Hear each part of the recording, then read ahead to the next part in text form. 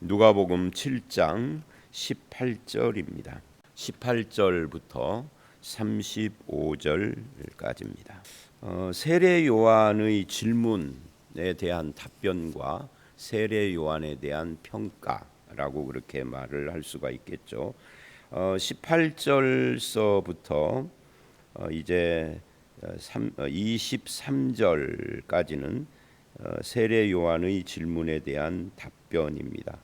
그리고 24절서부터는 세례 요한의 제자들이 간 뒤에 세례 요한에 대한 말씀을 쭉 하는 그런 내용이죠. 18절에 보면 요한의 제자들이 이 모든 일을 그에게 알리니, 여기서 그에게 알렸다는 것은 세례 요한에게 알렸다 하는 거죠. 그래서 요한이 제자 둘을 예수님께 보내요. 그리고는 질문을 하죠.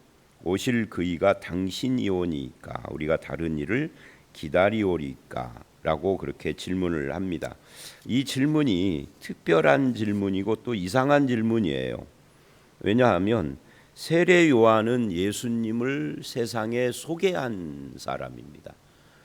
보라, 세상 죄를 지고 가는 어린 양이로다 라고 하고, 내 뒤에 오시는 이는 나는 신들매를 풀기도 감당하지 못하겠다, 이런 말도 하고요. 세례 요한이 예수님을 소개하고 예수님에 대해서 아주 잘 아는 사람이라고 그렇게 생각을 했는데, 갑자기 오실 그이가 당신입니까? 하고 물어보는 거예요. 오실 그이라는 것은 바로 메시아 그리스도가 당신입니까? 아니, 당연히 예수님이 그리스도니까 소개를 했던 거 아니에요?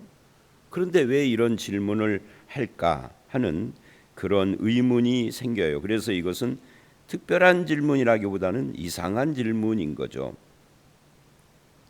그래서 이제 그 세례 요한이 왜 이런 질문을 했을까 하는 것을 생각을 해봐야 합니다. 예수님이 오셨던 그 시대에는 이 그리스도 메시아에 대한 유대인들의 어떤 보편적인 생각들이 있었습니다. 근데 그 중에 한 가지가 바로 메시아가 정치적으로 로마에서 이스라엘을 해방시키고, 군사적으로 정치 군사는 같이 가는 거니까 그런 메시아 그리스도를 기다렸단 말이죠. 마치 다윗이 그렇게 사울을 물리치고 또 가나안을 통일시키고 해서 왕국을 세우고, 하나님은 다윗에게 약속을 하시기를 너의 뒤에 오는 영원한 왕, 이런 이야기를 했기 때문에 다윗의 후손으로 오신 예수님이 바로 그런 메시아일 거다라고 생각을 한 거예요. 해방시키는, 정의와 심판을 행하는. 오늘날도 기독교를 그렇게 생각하는 사람들이 있어요. 그래서 거리 투쟁도 해야 하고 이제 그러는 거죠. 근데 거리 투쟁이 양쪽으로 갈라져서 문제지.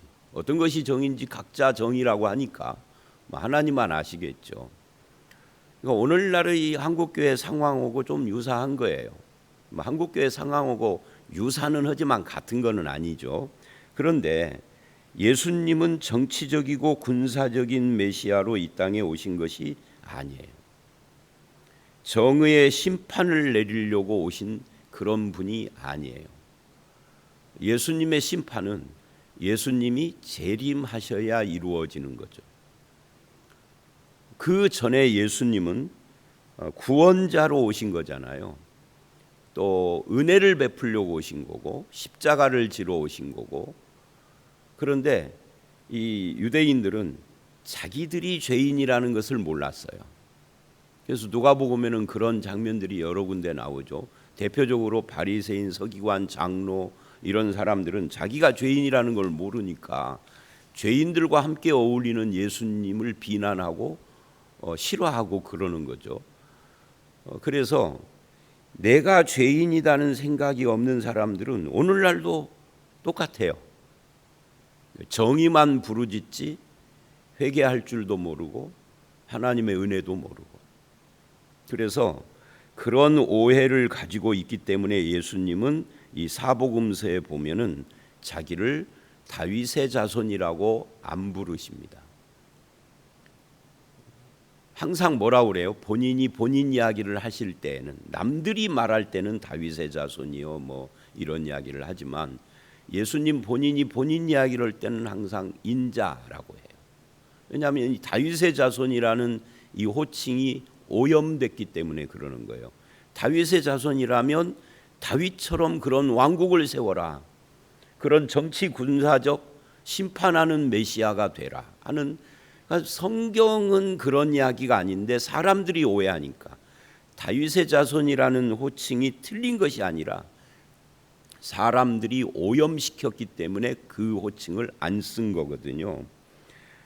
예수님은 사람을 심판하러 오신 것이 아니라 불쌍히 여기고 긍휼히 여기고, 그리고 뭐예요? 잃은 자를 찾으러 오셨다. 이게 누가복음의 주 메시지 중에 하나거든요. 그래서 예수님의 사역을 보면 사람들이 보는 시각 따라 좀 다르게 보지만 사회 문제 개혁을 위한 발언이나 정치적인 발언을 하시지 않습니다.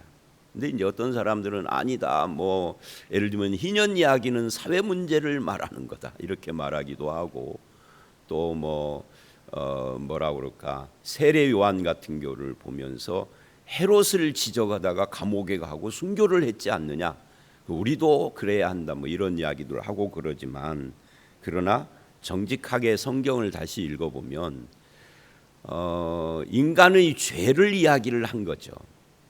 그 인간의 죄 속에는 정치적인 문제도 있는 거지. 정치 개혁을 위하여서 발언하신 것은 아니에요. 죄인들의 회개, 그리고 그들의 구원, 불쌍히 여기심, 긍휼, 자비, 구원의 메시아로 오신 것이다 하는 거예요. 그래서 이제 오실 그이가 당신입니까? 라고 하는 이것은 세례 요한이 예수를 소개했지만 오해하고 있었다. 왜냐하면 세례 요한도 하나님께 보냄받은 사람이지만 그 시대의 문화를 넘어서기가 어려운 거죠. 저와 여러분도 마찬가지예요.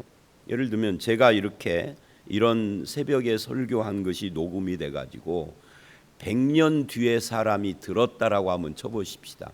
잘 이해가 안 되는 거죠. 목사가 새벽에 뭐 그런 이야기를 하지 하고. 왜냐하면 우리나라 상황을 100년 뒤에 사람들은 모를 테니까. 그래서 우리가 조선시대 사람이 한 육성으로 녹음된 그 녹음기가 그때 있었다고 하면 그걸 오늘날 들으면 잘 이해가 될까요? 문화가 다른데, 같은 민족이라 해도. 신라 시대는 더 그렇죠. 그런 거 같다. 우리도 문화의 영향권 안에 있다 그 말이에요.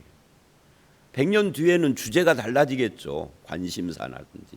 그러나 복음은 변하지 않습니다. 100년이 지난 뒤에도 예수님이 우리를 긍휼히 여기시고 불쌍히 여기시고 자기 목숨으로 대속물이 되려고 오셨다라는 건 안 변해요. 1000년이 지나도 안 변해요. 이거는 사람들의 문화와 생각이 바뀐 것이지. 그래서 우리 주보 보면은 변하는 세상 변치 않는 복음의 진리 이야기를 그 문구로 써놨잖아요. 자, 그래서 오실 그이가 당신입니까? 라고 이제 질문을 하라. 그래서 그들이 예수께 나아가 당신께 여쭈어 보기를 오실 그이가 당신입니까? 다른 이가 있습니까? 라고 하던데, 라고 제자들이 이제 예수님께 전달을 한 거죠. 그래서 21절, 마침 그때 예수께서 질병과 고통과 및 악귀 들린 자를 많이 고치고 또 많은 맹인을 보게 하신지라. 예수님의 사역의 현장이에요 지금. 그러니까 빈말이 아닌 거죠. 실제 보여지는 현장을 놓고 22절에 대답을 한 거예요. 그 대답을 한 뒤에 23절에 결론을 내려요. 누구든지 나로 말미암아 실족하지 아니하는 자는 복이 있도다. 이게 첫 번째 문단의 결론이죠. 여기서 누구든지는 누구예요? 요한을 포함을 하는 누구든지입니다. 그런데 요한도 실족할 수 있다 하는 이야기를 하는 겁니다. 하나님의 사람인데도. 이제 제자들이 간 뒤에 요한을, 여자가 나온 중에 요한이 지극히 여자가 낳은 중에 요한보다 큰 자가 없도다 라고 할 정도로 굉장한 칭찬을 해요. 그러니까 이 여자가 낳은 중에 이 말은 구약 시대를 다 포함하는 거잖아요. 그러면은 세례 요한이 아브라함보다도 더 크고 모세보다도 더 크고 이사야 엘리야보다도 더 크다는 이야기인데 그런 요한도 뭐예요? 실족할 수 있다예요. 지금 실족했다가 아니라 실족할 수 있다예요. 사람은 누구나 다 실족할 수 있습니다. 저도 실족할 수 있고 여러분도 실족할 수 있습니다. 실족을 안 하는 사람은 없습니다. 실족의 크기, 실족의 내용이 좀 다를 뿐이죠. 어떤 사람은 실족해서 영 못 일어나는 사람이 있어요. 근데 어떤 사람은 실족을 했는지 안 했는지 남들이 눈치 못하도록 속으로만 실족한 사람이 있어요. 여전히 교회도 잘 나와. 예수 잘 혼자 사귀고 극복하는 거죠. 물어볼까요? 목사는 실족할까요? 안 할까요? 노재성 목사가 이제 나중에 예수님이 이래요. 여자가 낳은 자 중에 요한보다 큰 자가 없다 해놓고 그러나 하나님 나라에서는 지극히 작은 자도 그보다 크다. 죽어서 가는 하나님 나라가 아니에요. 여기 임한 하나님 나라. 예수 믿는 우리들이죠. 우리들 중에는 제일 작은 자도 요한보다 크다. 왜 그 말을 했는지는 이따 말하기로 하고 그러면 내가 요한보다 큰데 노재성 목사가 근데 목사도 실족합니다. 그것이 사람들에게 잘 안 보이죠. 왜? 안 드러내니까. 그래서 제가 몇 주 전 설교할 때 그 바리새인 외식 누룩 이야기할 때 외식의 껍질을 벗어버리고 예수 믿는 것이 행복함에 대하여 저를 예를 들어서 말한 적이 있잖아요. 그러니까 다시 와서 실족하지 말아라 라고 그렇게 결론을 내려주었어요. 오늘날 한국교회는 이 목사들이 너무 정치적이어서 실족하고 교회를 떠나고 가나안 신자가 되고 가나안 신자가 된 건 그래도 다행이에요. 예수는 믿지만 교회 안 나간다 이 말이니까 그래도 다행이에요. 아예 예수를 안 믿게 된 사람들이 한두 명이 아니라 수백만 명이라고. 우리가 나도 실족할 뿐만 아니라 우리가 누구를 실족시키는 사람들이 돼버렸단 말이죠. 왜? 기독교가 자꾸만 시청과 광화문으로 모여가지고 좌우의 문제가 아니에요. 좌파가 광화문으로 갈 때 우파가 시청으로 가고 그러는 거니까 어디를 가든 기독교가 정치 집단이냐 이거예요. 지금 세례 요한도 그런 실족을 할 뻔한 거잖아요. 정치적 메시아가 아니니까 왜 예수님은 광화문에 안 갔지? 이상한데 하고 교회를 안 나오는 거예요. 이게 세례 요한이에요. 지금 이해가 되세요? 이 상황이 지금 이 본문 상황이 그거라고요. 한국 교회하고 비슷해요. 지금 실족하지 말아라 그런다고요. 자, 그럼 여기서 또 질문을 해봐야 합니다. 그러면 마음의 실족, 실제 실천이 안 되고 마음, 지금 요한이 마음의 실족이잖아요. 안 드러나요. 말 안 하면 이걸 이 실족을 조금 다른 말로 용어를 바꾸면 마음의 의문을 가지고 있는 것은 죄일까요? 아닐까요? 이것도 쉬운 대답이 아니지만 결론부터 말하면 마음의 의문을 갖고 있는 것은 죄가 아닙니다. 질문을 갖고 있는 것도 죄가 아닙니다. 의문 가질 수 있고 질문 가질. 제가 성경을 읽다가 지금 금방도 자 여기서 질문 이런 말 하잖아요. 질문을 가지고 있는 건 죄가 아니에요. 요한이 왜 이렇게 말하지? 라고 하는 거. 예수님은 왜 그러지? 라고 질문하는 건 죄가 아니에요. 잘못도 아니에요. 불신앙도 아니에요. 근데 사람들이 의문이나 질문을 갖고 그것을 어떻게 해결을 하느냐면 인간에게서 해결하려고 하거나 무슨 책에서나 요즘은 유튜브에서 해결하려고 그러죠. 유튜브가 유익할 수도 있어요. 제가 어제부터 갑자기 이 가슴 가운데에서 살짝 오른쪽 여기에 통증이 좀 있거든요. 그래서 지금 이 생각을 하고 있어요. 이거 병원에 가기 전에 유튜브에서 한번 찾아봐야 되겠다 이러고 지금 있어요. 유튜브를 찾아보기도 해요. 이런 경우에. 그런데 신앙의 질문은 사람에게 질문하거나 책에서 질문을 하거나 유튜브를 통해서 질문을 하는 것은 바른 길일까요? 아니죠. AI에 대한 강의를 이번 수련회 첫 시간에 들었어요. 그쪽에 조금 좀 익숙한 목사님이 계셔서. 근데 그분이 그 말을 하더라고. 근데 AI가 거짓말도 잘해요. 왜냐하면 인터넷을 기반으로 해서 우리의 질문에 답하는 것이 AI니까 인터넷에 올라온 진짜 자료와 거짓 자료들을 다 얘는 그거 분별을 못해. 혼합해서 대답을 하는 거라 이 거짓말을 할 때도 있다. 성경에 대한 질문을 해도 거짓말할 때가 있는 거죠. 사회에 대한 것도 물론 그렇지만. 그래서 질문하는 것은 죄가 아니고 잘못이 아니고 의문을 갖는 것도 죄도 잘못이 아니지만 누구에게 물어야 돼요? 책이 아니라 성경에게 물어야 되고 사람이 아니라 유튜브가 아니라 예수님께 묻고 하나님께 물어야 하는 거죠. 세례 요한은 자기가 갖고 있는 이 질문을 어느 누구에게도 하지 않고 예수님께 하는 거예요. 지금 그게 바른 길이다 하는 거예요. 그래서 예수님이 그를 책망하시는 것이 아니라 칭찬하신 거예요. 오히려 의문과 질문을 극복하고 넘어서면 신앙이 성장할 수 있죠. 여러분, 교회에 대해서 의문이 생기고 질문이 생기고 의혹이 생기고 그래서 실족할 것 같은 마음이 생기면 어떻게 해야 될까요? 성경에 묻고 하나님께 묻고 그리고요 목사에게 물어야죠. 자기들끼리 쑥덕거리지 말고. 그러면 답이 나올 거 아니에요. 근데 한국 교회가 그게 잘 안 돼요. 자기들끼리 쑥덕거려서 나중에는 교회가 분란이 생기는 거죠. 물어보면 될 걸. 지금 세례 요한처럼 누구에게 물어야 하는가가 중요합니다. 권사에게 물어요, 장로에게 물어요, 집사에게 물어요. 교회 이야기는 목사에게 물어야지. 목사는 전체를 보고 있고 당신들은 하나를 보고 있잖아. 그죠? 하나님께 묻고 성경에 묻고 교회 일은 교회를 전체를 알고 있는 목사에게 묻고 그래야 되는 거죠. 자, 그래서 바른 길을 가기만 한다면 의문이나 질문은 잘못이 아니다. 오히려 문제가 해결되고 신앙이 성숙할 수 있는 기회가 되는 것이다 라는 것을 알 수가 있습니다. 자, 그런데 제가 지금 건너뛴 것이 있죠.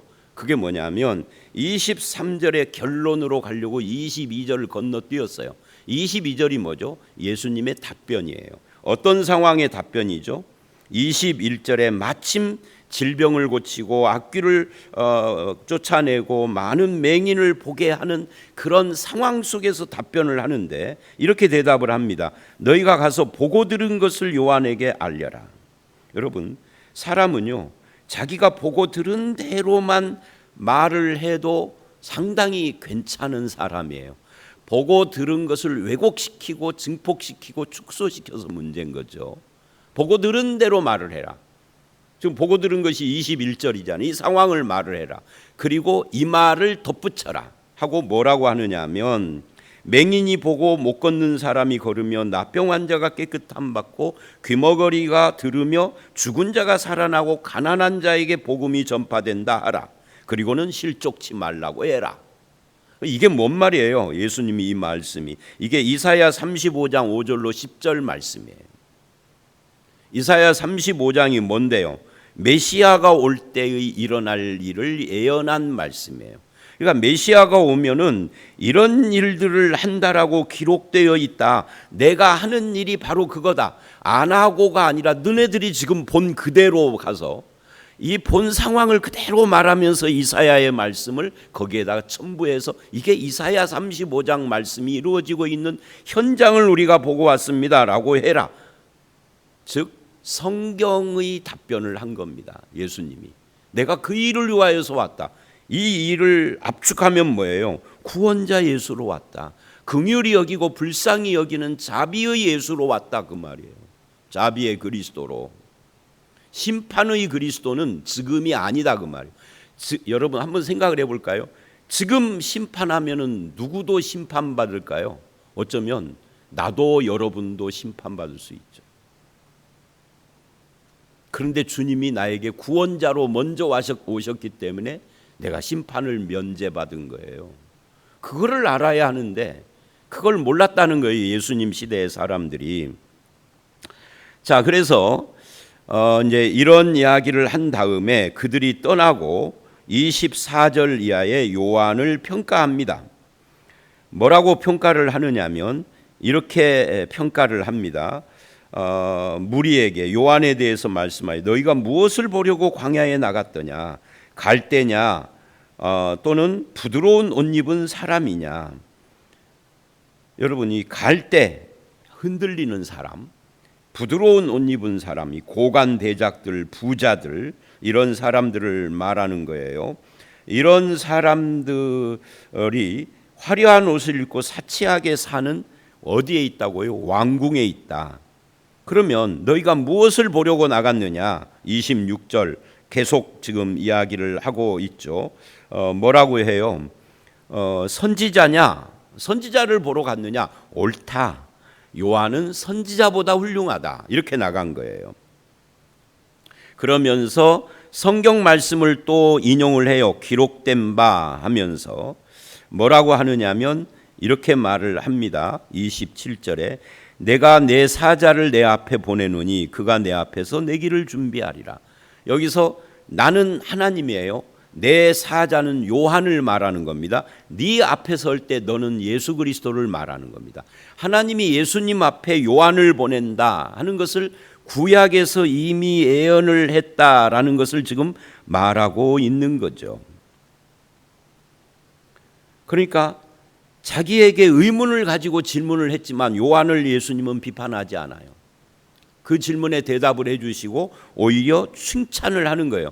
요한이야말로 구약이 예언한 그 사자다. 나는 누구라는 거예요? 그러니까 내가 그리스도라는 이야기죠. 그러면서 아까 제가 말한 여자가 낳은 자 중에 요한보다 큰 자가 없다.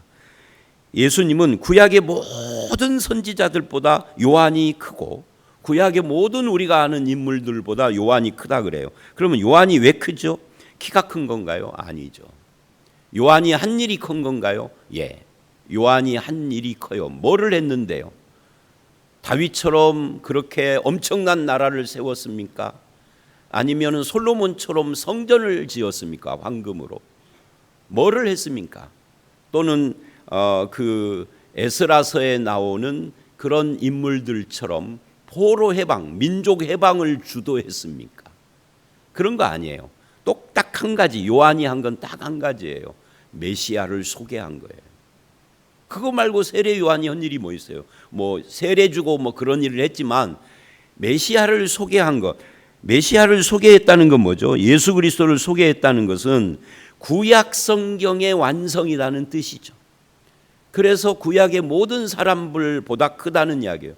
아브라함이 아무리 위대한 믿음의 조상이라 할지라도 예수 그리스도가 안 오면은 그 믿음은 헛것이에요.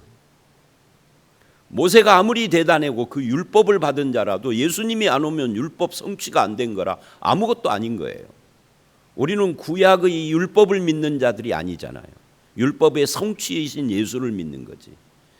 솔로몬의 성전이 아무리 대단해도 예수님이 안 오면 그 솔로몬의 성전은 쓰레기 같은 거예요. 예수님이 오셨으니 의미가 산 거지. 아무것도 아닌 이방 신전 오고 차이가 없어요. 예수 그리스도 하나는 참된 성전이 왔기 때문에 그 솔로몬의 성전이 우리에게 의미가 있게 다가온 거지. 그런 의미에서 그 예수 그리스도를 소개한 세례 요한이 크다 그 말이에요. 그런데 놀라운 것은 예수를 소개하기만 했는데도 여자가 낳은 자 중에 가장 큰 자인데 그 예수를 믿고 모신 자는 어떨까요? 세례 요한보다 크죠. 그게 우리들이죠. 그래서 하나님 나라에서는 그런 거예요. 하나님 나라에서는 지극히 작은 자, 세례 요한처럼 성경에 이름이 기록되지도 않는 자, 저와 여러분이죠. 아니, 저와 여러분이 성경은 고사하고 이 다음 기독교 역사책에 여러분 이름 기록될까요? 뇌재석의 이름 기록될까요? 사람들은요 그러고 싶어서 발버둥을 쳐요. 서부중앙교회 백년사 이런 걸 발간하고 내 이름 남기려고. 근데 그것은 네 교회 이야기고 기독교 역사에서는 무명이야. 이름이 없어. 우리는 이름이 있으려면은 이 정도 가지고는 불가능한 거예요. 역사에 남으려면. 그럼 우린 뭐예요? 그야말로 한평생 90이나 100살 살고 가면 그냥 먼지 같은 자들이죠. 티끌 같은 자들이죠. 아침에 돋는 풀 같은 자들, 안개 같은 자들이죠. 그런데도 지극히 작은 자가 하나님 나라에서는 요한보다 크다는 거예요. 뭐 때문에? 딱 하나 때문이에요. 우리의 명성이나 업적 때문이 아니라 예수를 믿었다라는 것 때문입니다. 세례 요한을 크게 만든 그 예수 그리스도가 나의 주님이고 나의 신랑이라는 이것 때문에 우리가 큰 자다. 그래서 천국에서 큰 자는 누구예요? 소유, 지위 또는 어떤 업적 이런 개념이 아니다. 믿는 자를 말하는 거다. 그래서 이제 29절에 모든 백성과 세리들은 이미 요한의 세례를 받았기 때문에 이 말씀을 듣고 하나님은 의롭다. 의롭다가 뭐예요? 하나님이 옳다라고 해요. 근데 바리새인과 율법사들은 세례를 요한의 세례를 안 받았으니까 하나님의 뜻을 저버렸다. 안타까운 거죠.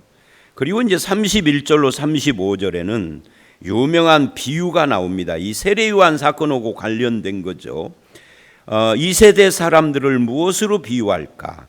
장터에 앉아서 서로 아이들이 우리가 너희를 향하여 피리를 불어도 너희가 춤추지 않고 곡하여도 울지 아니하였다. 그러니까 무슨 말이에요? 무슨 짓을 해도 반응을 안 보인다. 세례 요한이 뭐를 해도 회개하지 않고 예수 그리스도가 무엇을 해도 믿지 않는 이 세대의 사람들을 이야기를 하는 겁니다. 그러니까 여기서 우리가 주목해야 할 것은 뭐냐면 서로 우리가 너희를 향하여 너희 말이 즉 이들은 하나님의 말씀을 듣는 자들이 아니다. 자기 주장, 자기 기준에 사로잡혀서 세례 요한은 물론이고 예수를 판단하고 있는 자들이다 하는 것을 이 비유로 말을 해요. 그래서 이 비유를 가지고 세례 요한에게 적용을 하죠. 요한이 와서 떡도 먹지 않고 포도주도 마시지 않고 광야에서 약대 토롯을 입고서 외치니까 귀신 들렸다 하고, 반대로 예수님이 와서 죄인들과 함께 먹고 마심에 뭐라고 그래요? 세리와 죄인의 친구로다. 아니, 세례 요한이 그걸 안 한다라고 귀신 들렸다고 했는데 예수님이 그걸 하니까 죄인의 친구로다 하면서 비난을 했다는 거죠. 그럼 어쩌라고요? 근데 여기서 너희가 이렇게 왔다 갔다 하는 변덕을 부리는 자다. 너희 기준은 하나님과 성경이 아니라 너 자신이다 라고 하면서 아주 중요한 말을 하죠. 예수님은 세리와 죄인의 친구라고. 이 일을 위하여서 왔다라고. 그러면 저와 여러분은 바리새인 같은 입장이 돼야 하나요? 세리와 죄인의 입장이 돼야 하나요? 후자여야 해요. 내가 아무리 바르게 살아도 하나님 앞에서는 세리와 죄인의 입장이어야 돼요. 즉 내가 죄인이라는 것을 모르고 그 입장이 안 되면 나는 주님과 관계없는 자인 거죠. 그래서 이 35절 지혜는 자기의 모든 자녀로 인하여 옳다함을 얻느니라. 여기서 지혜가 뭐예요? 예수 그리스도를 말하는 거예요. 예수님은 자기의 자녀가 누구예요? 믿는 자들, 우리죠. 예수는 자기를 믿는 자들로 인하여 옳다함.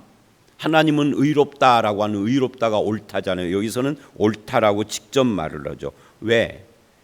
우리 믿는 자들이 내가 죄인이었는데 예수를 믿어서 의롭다함을 얻었으니 내가 예수님이 옳음의 증거물인 거죠.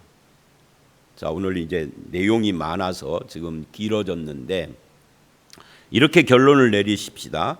질문하는 것은 죄가 아니다. 다만 그 질문과 의문을 성경으로 가져가고 하나님께로 가져가고 그리고 가장 책임 있는 당사자에게로 가야 한다.